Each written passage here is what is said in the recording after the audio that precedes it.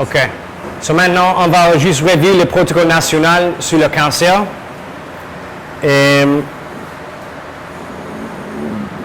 comment on va prioriser la liste de cancers prioritaires selon le Bureau national d'oncologie et puis le format du protocole. So on a discuté ça avec le docteur Jean-Ronald Connolly. On a fait ça avec Dr. Debouche avant, le vieux directeur général, et puis avec les oncologues américains toujours pour discuter ça. La prévalence, il y a le registre national du cancer, mais il y a environ 1000 cas dedans. C'est pas beaucoup. So, pour avoir une idée de l'épidémiologie en Haïti, il faut rechercher l'épidémiologie en les autres pays dans le même, avec plus ou moins les mêmes races, plus ou moins les mêmes génétiques, plus ou moins les mêmes moyens. Ça veut dire l'Afrique subsaharienne, mais c'est pas exact. On sait ça, mais c'est comme ça ici. So, comme on a discuté, c'est cancer du col, cancer du sein, gastrique, côlon.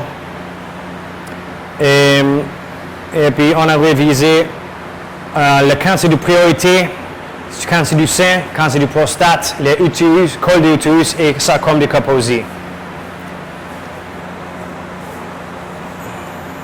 Et so, on fait le même comme on a vu dans la dernière lecture du cancer du sein. Il y a le protocole, c'est protocolisé, on juste suit le protocole.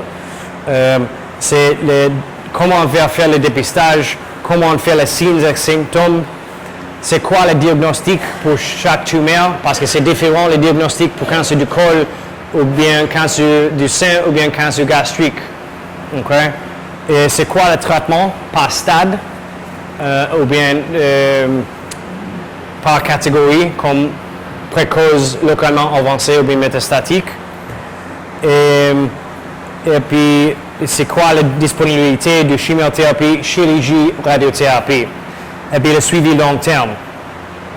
Sur la considération supplémentaire, on doit affiner périodiquement selon le changement sur le terrain. Peut-être si on change, l'avenir, si on développe un programme de radiothérapie ici à Haïti, on va recommander pour voir toutes les femmes pour faire radiothérapie pour cancer du sein dans le stade avancé. Maintenant, ça, c'est dehors du protocole à cause du manque de ressources, manque de moyens. Les cancers prioritaires vont être entendus avec le temps puisque les ressources et l'implémentation s'améliorent. So, peut-être si on fait un dépistage national pour cancer du col, ça va diminuer. On va avoir moins de problèmes avec ça. Okay? Ça va être pas un cancer de priorité pour l'avenir. Et puis, les recommandations non cliniques sont aussi importantes pour l'implémentation. Ça, c'est pour les patients. Ça, c'est comment on va référer pour faire une biopsie.